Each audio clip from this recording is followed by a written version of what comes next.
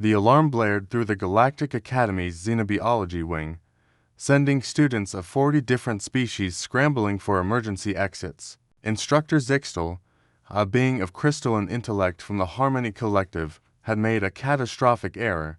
All personnel evacuate immediately. The PA system shrieked. Class 5 Predator containment breach in Lab 7. Hazel Monroe looked up from her datapad, her brown eyes widening. She was the only human in the Xenobiology program, a fact that had made her first semester at the academy both fascinating and isolating. While her classmates fled in terror, she felt a familiar tug of curiosity. Hazel, come on. Leo Chen, her best friend and fellow human from the engineering department, grabbed her arm. He'd been visiting to study for their shared astrophysics exam. Did you hear that? Class 5 Predator. I heard, Hazel said, but she was already moving toward Lab 7 instead of away from it. But Zixtel's in there. We can't just leave them. Leo groaned but followed. That was the thing about humans. He thought they had an unfortunate habit of running toward danger instead of away from it. The Academy's Xenopsychology department had written 3 papers about it already. They found Instructor Zixtel pressed against the far wall of the lab, their crystalline body flickering with fear-induced luminescence. In the center of the room, freed from its stasis pod, crouched the creature Dot.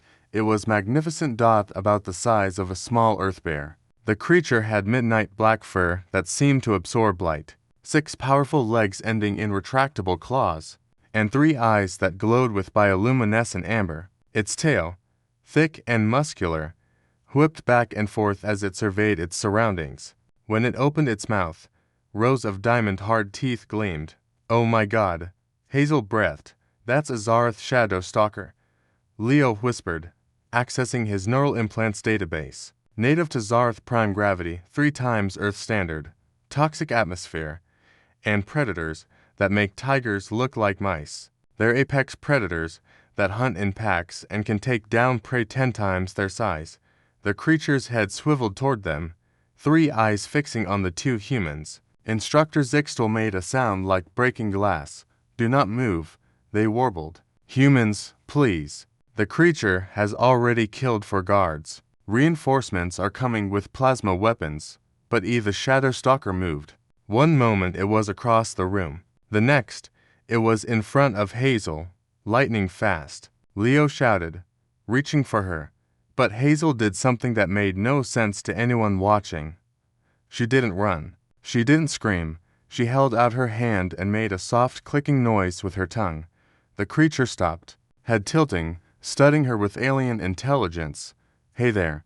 Beautiful, Hazel murmured, her voice dropping to that particular frequency humans used when speaking to animals. You're scared, aren't you? All these strange sounds, strange smells. You just want to feel safe. Hazel, what are you doing? Leo hissed, but he recognized that tone. It was the same one she'd used with the stray dogs back on Earth. The injured birds, the frightened cat stuck in a tree near campus. Slowly, telegraphing every movement, Hazel lowered herself to crouch. She kept her eyes slightly averted, not a direct challenge, and extended her fingers. The Shadow Stalker leaned forward. Its nostrils flared, sampling her scent. Then, impossibly, it made a sound, a purr. Dot. It was nothing like an Earth cat's purr, deeper, resonating like a diesel engine, but the intent was unmistakable. The creature pressed its massive head against Hazel's palm. That's impossible, Instructor Zixtel whispered. Shadow Stalkers are obligate carnivores, pack hunters, completely undomesticable. Our xenobiologists spent decades trying to establish basic communication. They killed 17 researchers.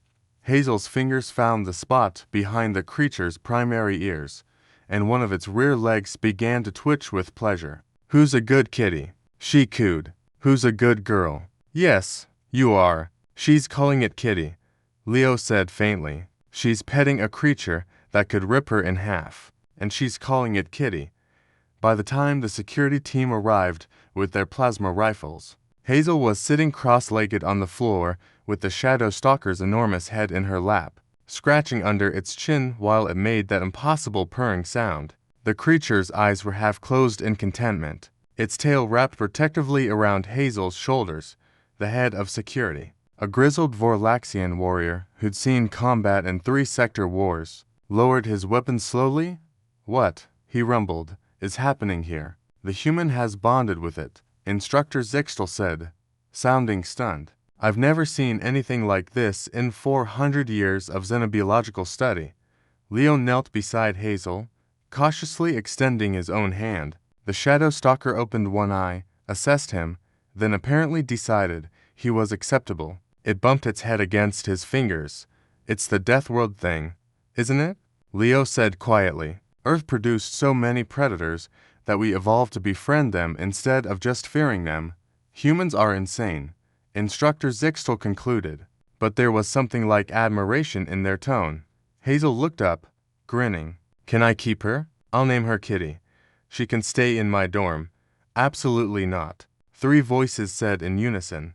But 6 months later, after extensive behavioral training and more than a few revised academy regulations, Kitty became the first shadow stalker to be domesticated. She followed Hazel everywhere, slept at the foot of her bed, and terrified everyone else on campus except Leo, who'd learned that the spot behind her middle ears made her back leg thump, and that she had a weakness for synthetic tuna. The Xenopsychology department wrote 7 more papers about humans. The Xenobiology department requested Hazel change her major, and Instructor Zixtel began every class with a new warning. Never underestimate a species from a Class 12 death world, especially when they start using terms of endearment. Kitty purred her agreement.